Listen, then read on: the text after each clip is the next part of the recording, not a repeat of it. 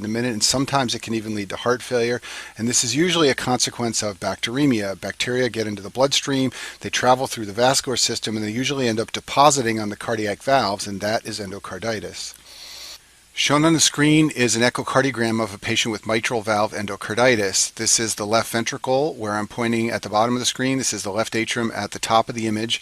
In between the atrium and the ventricle is the mitral valve, and this is one of the leaflets of the mitral valve, and attached to it is this big collection of bacteria and inflammatory cells. You can see it's flopping around and flicking around inside the cavity, and that is endocarditis of the mitral valve. Patients with endocarditis have general symptoms reflective of systemic infection and inflammation. So remember that bacteria are in their bloodstream and they have systemic inflammation. So they often develop fever and chills and sweats. Another classic finding in patients with endocarditis is petechiae. Petechiae are small red spots in the skin that are caused by small vessel inflammation and leakage of blood. These are some petechiae on this patient's leg right here. These larger spots are called purpura, but petechiae and sometimes purpura can be seen in patients with bacteremia and endocarditis. Another common problem in endocarditis is regurgitant valve disease. If you remember that mass on the mitral valve I showed you 2 slides ago, you can easily imagine how that mass can disrupt the valve and keep it from closing properly. This can lead to regurgitation. So for example, patients with aortic valve endocarditis develop aortic regurgitation, mitral valve endocarditis leads to mitral regurgitation, and tricuspid valve disease leads to tricuspid regurgitation. Pulmonic regurgitation is relatively uncommon. Endocarditis involving the pulmonic valve is very rare, but that can also sometimes occur. Hopefully you also noticed in that echocardiogram image that that mass was very mobile, and you can imagine that a little piece of it could easily break off, and if it did so, it would travel with the bloodstream and deposit in distal organs and tissues. So for this reason, embolic symptoms commonly occur in patients with endocarditis. In particular, they can have stroke from pieces of the vegetation traveling to the brain. They can also have spinal cord involvement and paralysis, and you can also see all these other types of embolic signs and symptoms. They are all related to the fact that there's a large collection of inflammatory cells and bacteria on one of the heart valves, and those cells and bacteria can break off and travel to organs and tissues with the bloodstream. The stigmata of endocarditis are a collection of classic physical exam findings seen in endocarditis. These are all caused by septic emboli or immune complex deposition. These are extremely rare in the modern era. They're virtually unheard of. These used to occur 100 years ago before there were antibiotics, when patients would have long-standing chronic endocarditis. However, these do often come up on your exam, so you should be familiar with the stigmata of endocarditis. One of the classic stigmata of endocarditis is the presence of a Roth spot. These are findings that you see in the retina when you examine the eye with the fundoscope. It's a red lesion with a pale center in the back of the eye. Osler's nodes are painful bumps on the pads of the fingers and toes, and Janeway lesions are non-tender red spots or macules that you see on the palms and soles. And then finally, splinter hemorrhages are little red-brown lines that you see under the fingernails. They look like a splinter of wood, and that's where the name comes from. Years ago, something known as the Duke criteria were developed for diagnosis of endocarditis, and this is something you're often asked about on rounds as a medical student. So the major Duke criteria are the presence of positive blood cultures, meaning blood cultures that grow bacteria, or a vegetation that's seen on echocardiogram, like the one we saw a few slides ago. The minor Duke criteria are fever, presence of risk factors for endocarditis, or presence of the stigmata of endocarditis. So to make a diagnosis of endocarditis using the Duke criteria, you need to have either 2 major criteria, 1 major and 3 minor, or 5 minor. And in actual clinical practice, usually we make the diagnosis of endocarditis based on the 2 positive major Duke criteria. A patient has positive blood cultures, and we see a vegetation in an echocardiogram, and we then say that that patient has endocarditis. The signs and symptoms of endocarditis and the diagnosis are fairly straightforward. What they're going to want you to know for the step 1 exam is the microbiology of endocarditis. In other words, which bacteria cause endocarditis. Shown on this slide are all the potential causes of endocarditis. Most of them are bacteria, although there's also something called culture-negative endocarditis that we'll talk about, and something called Libman-Sachs endocarditis, which does not involve bacteria. And for your step 1 exam, they're going to want you to know the typical presentation of all these causes of endocarditis.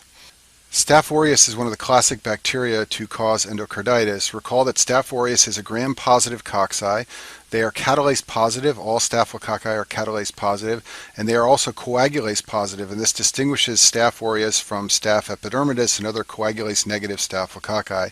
And the classic group of patients to become infected with this bacteria and develop endocarditis are IV drug users. They inject this bacteria into their veins using dirty needles, and because the veins travel straight to the right heart, they tend to develop endocarditis of the tricuspid valve. Staph aureus is a very dangerous bacteria when it causes endocarditis. It causes an acute form of endocarditis, and by acute, I mean that patients get sick very quickly. It's a rapid onset severe infection. The symptoms develop over days. These patients often have tachycardia, and they can have low blood pressure and respiratory distress, all from a severe inflammatory response that comes on quickly. And because this bacteria is so virulent, it can infect patients who have normal heart valves. As we'll talk about in a minute, some bacteria with low virulence only infect damaged heart valves. That's not true for Staph aureus. You can have completely normal valves, and this bacteria will still cause endocarditis. In other words, patients do not need to have a predisposing valvular heart condition to develop endocarditis with Staph aureus. Besides Staph aureus, the other classic bacteria involved in endocarditis is Viridans streptococcus. This is often called Viridans group streptococci because it's a group of gram-positive bacteria. There are a number of members of the Viridans group, including Strep mitis, Strep mutans, Strep sanguinis, and many others. They are all catalase negative. Remember that only staphylococci are catalase positive, and these are normal mouth flora. So for that reason, they commonly cause endocarditis after some dental procedure where the bacteria are able to get into the bloodstream. Now, Viridans strep is a low virulence group of bacteria, and for this reason they usually do not infect normal heart valves, but they do affect damaged heart valves. The reason for this is that these bacteria synthesize something known as dextrans, and dextran can adhere to fibrin, but you need fibrin present on the valve, and fibrin is often found on valves where there's endothelial damage. So damaged valves are the classic type of valve to become infected with this group of bacteria. So the classic predisposing condition is mitral valve prolapse. Many patients have mitral valve prolapse and do not have symptoms, but that leads to some endothelial damage, and then if they get Viridans strep in the bloodstream, they can develop endocarditis. Also, because Viridans is a low virulence bacteria, it causes a subacute form of endocarditis in contrast to Staph aureus. Patients infected with this bacteria tend to have less severe symptoms. They're not quite as sick and they don't feel as poorly, and the symptoms tend to come on slowly over several days or weeks. Strep bovis is another potential cause of endocarditis. This is also a gram-positive cocci. It's part of the Landsfield group D bacteria, and it's a normal gut bacteria. And the one thing you always want to remember about this bacteria for your board exams is that endocarditis caused by strep bovis is associated with colon cancer. In many patients who develop bacteremia and endocarditis with this bacteria, they are ultimately found to have colon cancer, and the colon malignancy is probably the way this normal gut bacteria gets into the bloodstream. Now, to make this more confusing at the med student level, recently strep bovis was reclassified into a number of subtypes. All of the subtypes are associated with colon cancer, but the strongest association is with subtype 1, which is called strep galelicus. So this is the one you might want to remember for your board exams as having the strongest association with colon cancer, although all subtypes of strep bovis are associated with colon malignancy. Enterococcus can also sometimes cause endocarditis. This is also a gram-positive cocci, Landsfield group D, just like strep bovis. It's also a normal gut bacteria. It tends to cause a subacute form of endocarditis like strep viridans, and what you want to remember about this bacteria for step 1 is that it commonly occurs in older men, especially after manipulation of the GI or GU tracts. Most patients who develop endocarditis with this have recently had some type of procedure where their GI tract or their urinary tract was manipulated. So this might include abdominal surgery, maybe a urinary catheter was placed, or classically, especially in an older man, a transurethral resection of the prostate. This is a surgery done for treatment of prostatic hyperplasia. So a man who has this surgery and develops endocarditis a few days later is a classic example of the type of patient that gets Enterococcus endocarditis. Prostatic heart valve endocarditis is a special form of endocarditis that occurs in patients with mechanical or biologic valves.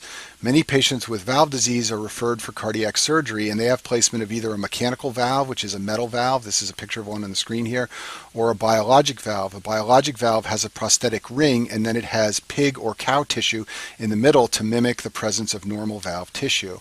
Patients who develop endocarditis of a prosthetic valve are rarely cured with antibiotics. This is a very big deal. It usually requires a repeat valve surgery for the patient. Now, the bacteria that cause prosthetic valve endocarditis are the same as the bacteria that cause native valve endocarditis, with one exception. Staphylococcus epidermidis is a bacteria that rarely causes endocarditis except in prosthetic valves. So when you read about a case, maybe in a board exam question of prosthetic valve endocarditis, this is the one special bacteria that you want to keep in mind. Staph epidermidis is catalase positive, just like all staphylococci, but it is coagulase negative in contrast to Staph aureus. And there are actually a number of coagulase negative staphylococci, but the most common one is Staph epidermidis. It's part of the normal skin flora and it has a very low virulence. The one time it tends to cause infection is when there is prosthetic material in the body. It has the ability to latch on to these materials. That's why it causes endocarditis in patients with prosthetic cardiac valves. It also can infect intravascular catheters or prosthetic joints. Now let's talk about what's known as culture-negative endocarditis. This occurs when patients have evidence of endocarditis, for example, a new heart murmur and fever and growth on a bacterial valve that you can see by echocardiography, but the blood cultures are sterile, meaning bacteria do not grow. This is caused by rare bacteria that are difficult to culture, and the two classic causes of culture-negative endocarditis are Coxiella and Bartonella. Coxiella burnetii is a zoonotic bacteria. This means it is transferred to humans from animals. It's an obligate intracellular bacteria that's usually found in farm animals, especially cattle, sheep, and goats. And in particular, veterinarians worry about this bacteria a lot because when it infects farm animals, it causes abortions because it infects the placenta, and this can make it very difficult for farmers to breed their cattle and sheep and goats. What happens to humans, the way they get infected, is that they inhale aerosolized bacteria if they're exposed to infected animals. And when they get infected with Coxiella, the infection is called Q fever. Acute Q fever is a flu-like illness that may present as pneumonia in some cases with coughing and even infiltrates on chest x-ray. However, in more than half of cases there are no symptoms that the patient recalls of acute Q fever. So a patient who has acute Q fever and doesn't get it treated, maybe because they had no symptoms, then goes on to develop chronic Q fever. And there are a number of manifestations of chronic Coxiella burnetii infection, but the most common one is endocarditis.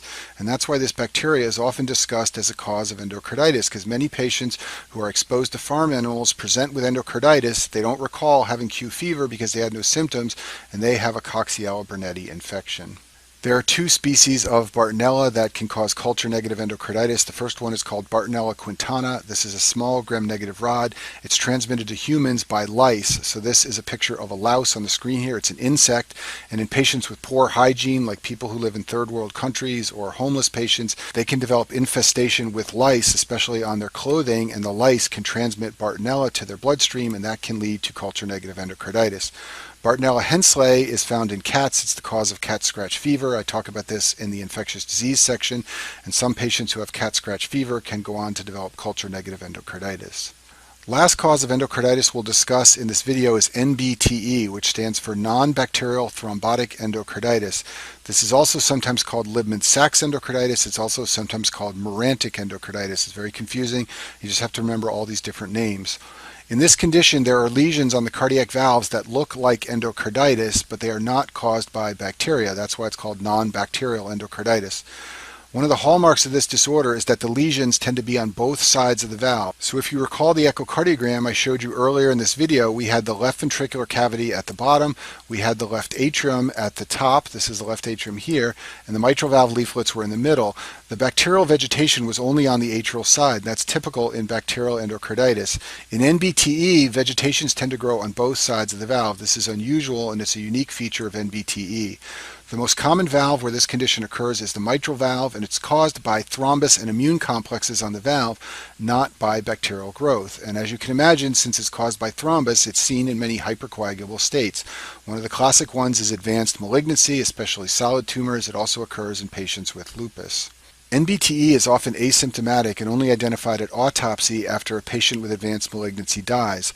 The lesions of NBT are relatively small, so they rarely cause valvular regurgitation or heart murmurs. However, the thrombus found in these lesions easily dislodges, and that often causes embolization. This is the typical clinical phenomena that results from NBTE. Bacterial vegetations are sticky from the bacteria and inflammatory cells. NBTE lesions are filled with thrombus. It's not as sticky, and it easily breaks off and embolizes. embolizes. Most patients who have this condition are asymptomatic until an embolism occurs. An emboli have been described in many different locations, including the spleen and kidneys, the skin and extremities. MBT may cause a stroke. It's even been reported to cause myocardial infarction from embolization to a coronary artery. I'll briefly discuss the treatment of bacterial endocarditis. Several weeks of appropriate antibiotics are usually used to resolve the infection. Broad-spectrum antibiotics are used initially until the bacteria is identified from blood culture. At that point, the drugs are usually changed depending on what antibiotics the bacteria is sensitive to. Valve surgery is sometimes required in bacterial endocarditis. This is often done when the vegetation is very large or when the vegetation leads to severe valvular regurgitation and signs and symptoms of heart failure. You should be aware that in some cases, bacterial endocarditis can be complicated by formation of an abscess beneath the annulus or the ring of a valve.